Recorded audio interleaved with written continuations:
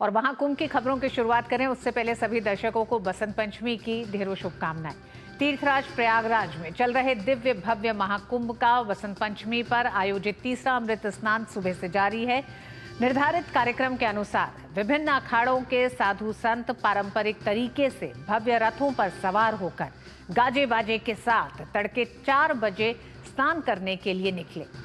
इसके पश्चात क्रमबद्ध तरीके से अखाड़ों के साधु संतों ने त्रिवेणी संगम पर अमृत स्नान की शुरुआत की।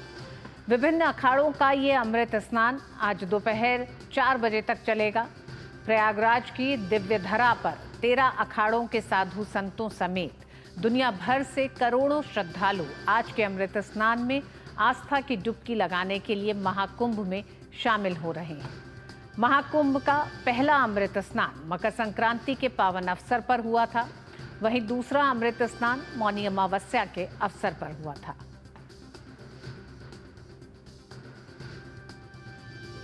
और तीसरे अमृत स्नान के मद्देनजर सुरक्षा के व्यापक प्रबंध किए गए हैं। मेला क्षेत्र में श्रद्धालुओं की सुरक्षा के लिए प्रशासन ने नए सिरे से कार्य योजना लागू की है। मुख्यमंत्री योगी आदित्यनाथ सुबह 3:30 बजे से अपने सरकारी आवास स्थित वॉर रूम में डीजीपी, प्रमुख सचिव गृह एवं मुख्यमंत्री कार्यालय के अधिकारियों से लगातार अपडेट ले रहे हैं और उन्हें आवश्यक निर्देश दे रहे हैं। प्रयागराज में आज शासकीय अवकाश है। इसके साथ ही तीसरे अमृत स्नान पर सुरक्षा और श्रद्धालुओं की सुख सुविधा सुनिश्चित करने के लिए अर्धसैनिक बल सहित 50,000 से अधिक पुलिसकर्मी तैनात किए गए हैं। बंदोबस्त को चुस्त दुरुस्त रखने के लिए महाकुंभ क्षेत्र को वीआईपी वर्जित क्षेत्र बनाया गया है। भीड़ वाले क्षेत्रों को चिन्हित कर अतिरिक्त सुरक्षा बलों की तैनाती की गई है। इसके अलावा श्रद्धालुओं के आने और जाने के लिए अलग अलग मार्ग निर्धारित किए गए हैं ताकि वे आसानी से पवित्र स्नान कर सके। वहीं मेला क्षेत्र में सभी प्रवेश मार्गों पर सिविल पुलिस के साथ पैरामिलिट्री फोर्स के जवानों की तैनाती भी की गई है। श्रद्धालुओं की सुरक्षा सुनिश्चित करने के लिए प्रत्येक मार्ग पर मजबूत बैरिकेडिंग की गई है। इसके अलावा लोगों की भारी संख्या को कंट्रोल करने के लिए शहर में 88 होल्डिंग एरिया बनाए गए हैं। श्रद्धालुओं के मार्गदर्शन के लिए सभी रास्तों और घाटों पर साइनेज लगवाए गए हैं। हेलीकॉप्टर, ड्रोन और सीसीटीवी के माध्यम से मेला क्षेत्र की निगरानी की जा रही है। मुख्यमंत्री योगी आदित्यनाथ ने अधिकारियों को निर्देश दिया है कि सुरक्षा प्रबंध में किसी प्रकार की चूक नहीं होनी चाहिए।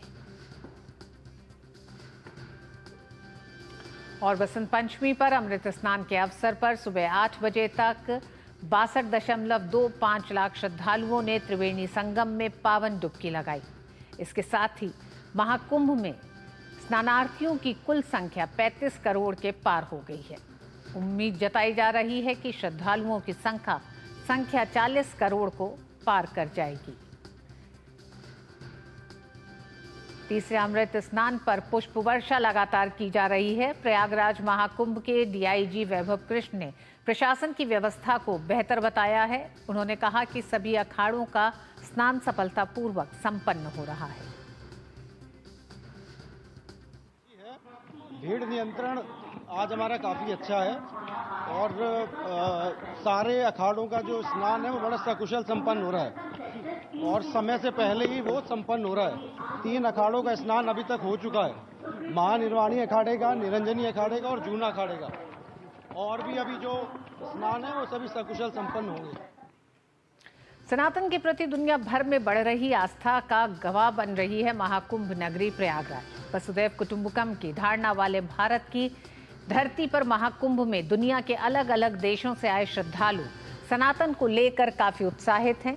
विभिन्न देशों के श्रद्धालुओं की नजर में सनातन की आस्था उनकी भक्ति से ही समझ आ रही है। त्रिवेणी तट पर पवित्र डुबकी लगाने के बाद एक विदेशी श्रद्धालु ने अमृत स्नान को शब्दों से परे का अनुभव बताया। वहीं इटली से आए श्रद्धालुओं ने संगम में डुबकी लगाने को अविश्वसनीय बताया। Absolutely fantastic. It's amazing. With all these people, with all these sadhus, big blessings. It feels very energizing, very wonderful. Thank you so much, Ma India! Om Namah Shivaya. So incredible, so incredible. We can imagine it. Really, it's expectation, it's magical, mind expanded, and it feels like there's another world. So I'm grateful to be here. Very lucky, grateful to be here.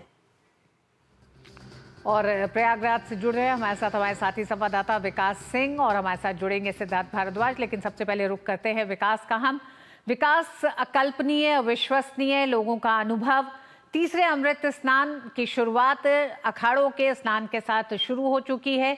ब्रह्म मुहूर्त में इसकी शुरुआत हुई है। अभी तक के क्रमशः कितने अखाड़े स्नान कर चुके हैं 13 अखाड़ों में से, क्योंकि हम जानते हैं कि आखिरी अखाड़ा 4 बजे तक स्नान करेगा। जिनमें से सन्यासी अखाड़े स्नान कर चुके हैं, वैरागी अखाड़ों का भी स्नान पूरा हो चुका है। अब उदासीन अखाड़े की बारी है जो लगातार स्नान कर रहे हैं। हम अपने कैमरामैन से कहेंगे वो सीधी तस्वीरें भी आपको दिखाते रहे जो संगम तट पर इसमें मौजूद है। चूंकि हम संगम तट पे ही मौजूद है, यहाँ पर हमारे बाईं तरफ अखाड़े स्नान कर रहे हैं इधर, और दूसरी तरफ श्रद्धालु स्नान कर रहे हैं। ये अद्भुत अलौकिक नजारा है, वो ये सीधी तस्वीरें हैं जो पूरी दुनिया देख रही है। सनातन धर्म के इस महापर्व को, महाकुंभ को देखने के लिए पूरी दुनिया जो इंतजार करती है। 12 वर्षों के बाद यह ऐसा मौका आता है जब महाकुंभ का आयोजन होता है प्रयागराज की इस धरती पर। इस बार महाकुंभ में बहुत बड़े श्रद्धालुओं की आने की जो संभावना थी, उसके मद्देनजर ही अब तक अगर आज की बात करता हूं तो 1.25 करोड़ से ज्यादा श्रद्धालु सुबह 12 बजे तक स्नान कर चुके हैं ऋतु। और इसके बाद अभी भी यहां पर आने वालों का सिलसिला जारी है। इसके साथ साथ यह संगम नोज है, लेकिन संगम नोज के साथ यहाँ के 12 किलोमीटर में घाट बनाए गए हैं। और लोगों को यह बताया भी गया था कि संगम में हर जगह नहाने पर, पूरे प्रयागराज में नहाने पर पुण्य फल की प्राप्ति होती है। यहाँ पर सिर्फ संगम नोज पे ही नहीं, यहाँ तो साधु संत नहा रहे हैं जो यहाँ इस रूट से आए वो नहा रहे हैं, लेकिन अन्य जगहों से आने वाले, चाहे वो गंगा में स्नान करें, चाहे वो यमुना में स्नान करें, चाहे झूसी तट पे स्नान करें, चाहे अरैल पे स्नान करें, चाहे फाफाओं पे स्नान करें, उनको वही पुण्य फल मिलता है। इसी के मद्देनजर 1.25 करोड़ से ज्यादा श्रद्धालु आ चुके हैं। अखाड़ों का स्नान जारी है, उदासीन अखाड़े स्नान कर रहे हैं। ये तमाम सारे श्रद्धालु, इनमें काफी संख्या में युवा भी है जो स्नान कर अभी आए हैं, पूजन अर्चन किया है। कैसा लगा आप लोगों को? बहुत अच्छा लगा, बहुत अच्छा लगा। सभी व्यवस्था यहाँ पर इतनी अच्छी लगी। लोगों को देखा आपने? साधु लोगों को देखा, उस साइड में जाना पड़ता है। ఆంధ్ర నుంచి వచ్చాం, చాలా బాగా చేశారు। ఇక్కడ ప్రయాణాలకు అందరికి మంచి సౌకర్యాలు కల్పించారు। ఇక్కడ చాలా ఆనందంగా ఉంది, ప్రశాంతంగా అందరూ వెళ్తున్నాం। Thanks to Yoginath. बिल्कुल। कैसा लग रहा है आपको? बहुत अच्छा लग रहा है। बहुत अच्छा, बहुत खुश है, बहुत अच्छा लगा। इस बार बहुत प्रशासन की बड़ी अच्छी व्यवस्था है, अच्छी लग रहा है। देखिए, मौनी अमावस्या के स्नान के बाद ऋतु यहाँ पर व्यवस्थाओं में परिवर्तन किया गया था। बड़े अधिकारियों को भी यहाँ पर भेजा गया था और यहाँ पर एक प्लान बनाया गया था, डाइवर्जन प्लान बनाया गया था। एक जगह भीड़ को रुकने नहीं दिया जा रहा है, एकल दिशा मार्ग बनाया गया है। एक तरफ से भीड़ आती है और उसको दूसरे रास्ते से निकाल दिया जाता है। काली सड़क से आती है तो किला मार्ग होते हुए बाहर निकलती है। तो निश्चित रूप से ये व्यवस्था इस बार देखी गई, सराही गई। साधु संत तो तारीफ कर ही रहे हैं इन व्यवस्थाओं की। हर आने वाला श्रद्धालु देश भर से आ रहे हैं, विदेशों से श्रद्धालु आ रहे हैं और ये इस धार्मिक आध्यात्मिक आयोजन में वो सहभागिता कर रहे हैं और आत्मसात कर रहे हैं उस ऊर्जा को जो गंगा, जमुनी और सरस्वती के त्रिवेणी संगम से यहाँ पर मिलती है। निश्चित रूप से 144 वर्ष बाद यह महाकुंभ का जो महायोग बना है, उसमें देश का हर श्रद्धालु, सनातन धर्म में आस्था रखने वाला हर व्यक्ति स्नान करना चाहता है, यहाँ आता है। और आज तो खास मौका है, अमृत स्नान है, अंतिम अमृत स्नान का दिन है, वसंत पंचमी है, माँ सरस्वती का भी पूजन होता है, ज्ञान की देवी है। आज यहाँ पर जो श्रद्धालु स्नान कर रहे हैं, जो पुण्य फल प्राप्त कर रहे हैं, उनके जीवन में निश्चित रूप से नया परिवर्तन लाएगा। बसंत पंचमी ऋतु परिवर्तन का भी दिन होता है ऋतु, तो निश्चित रूप से ऋतु परिवर्तन के साथ साथ इनके जीवन में, इनके विचारों में, इनके आदर्शों में भी परिवर्तन आएगा। ऋतु जी, विकास आप हमारे साथ बने रहिएगा। सिद्धार्थ भी हमारे साथ जुड़ गए हैं। सिद्धार्थ, सुरक्षा व्यवस्था को एक तरह से काफी इस बार फोकस रहा है तीसरे अमृत स्नान को लेकर। किस तरह से आम श्रद्धालुओं के लिए भी व्यवस्था की गई है, साथ ही साथ अखाड़ों को भी विशेष ध्यान दिया गया है? जी बिल्कुल ऋतु, सबसे पहले मैं आपको बता देना चाहता हूं कि महाकुंभ 2025 की जो टैगलाइन है वो कहती है दिव्य, भव्य और डिजिटल। ये दिव्य भी है महाकुंभ, ये भव्य भी है महाकुंभ, ये डिजिटल भी है महाकुंभ। और मैं जहां इस वक्त खड़ा हूं यह है काली मार्ग, और यहीं से ही सारे श्रद्धालु, सारे पर्यटक देश से विदेश से सब यहीं से ही आ रहे हैं। और यही वो रास्ता है जहां से वो त्रिवेणी संगम की ओर जाएंगे, जहां मेरे सहयोगी विकास इस वक्त है। और सुरक्षा के इंतजाम की अगर मैं बात करूं ऋतु, तो बहुत ही कड़े सुरक्षा के इंतजाम है। इस बार खासा ध्यान दिया गया है और टेक्नोलॉजी को इनकॉर्पोरेट किया गया है। सिक्योरिटी की जहां तक बात आती है, चप्पे चप्पे पर नजर रखी जा रही है, चाहे वो ड्रोन सर्वेलेंस हो, चाहे वो हेलीकॉप्टर सर्वेलेंस हो, चाहे वो टेथर्ड ड्रोन्स हो या अंडरग्राउंड ड्रोन्स हो। ये नई टेक्नोलॉजी जो इस बार पहली बार आई है अंडर वाटर ड्रोन्स की, वो 100 मीटर ऋतु पानी में जाके रियल टाइम इमेज दिखा सकती है।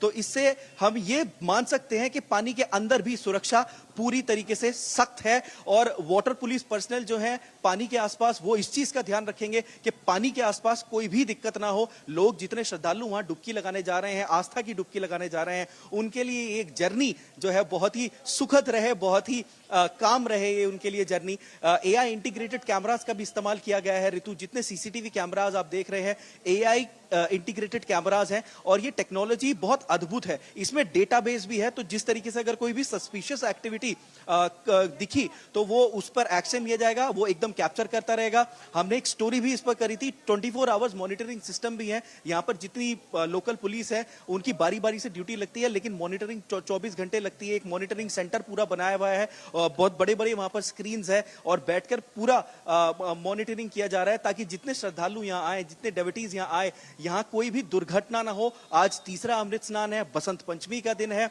और आखिरी अमृत स्नान है, तो लोग यहाँ बहुत ही मुस्कुराते हुए आ रहे हैं, जबकि उन्हें 20-25 किलोमीटर पहले से जो है व्हीकुलर मूवमेंट रोक दिया जा रहा है सिक्योरिटी रीजन की वजह से। लेकिन फिर भी वो अपने सिर पर सामान लेके पैदल पैदल चले आ रहे हैं, मुंह पर एक मुस्कान लिए। और अगर हम कुछ सुन रहे हैं पूरे प्रयागराज में, तो हम सुन रहे हैं हर हर गंगे और जय श्री राम, यही हम सुन रहे हैं। सुरक्षा के इंतजाम बहुत अच्छे हैं, कहीं पर भी ट्रैफिक को रोका नहीं जा रहा है, लोगों को कहीं पर भी रोका नहीं जा रहा है। लोग चल रहे हैं, स्नान कर रहे हैं और जा रहे हैं। और ये एक आस्था ही है ऋतु, जो उन्हें यहाँ खींचे लिए चली लिए आ रही है।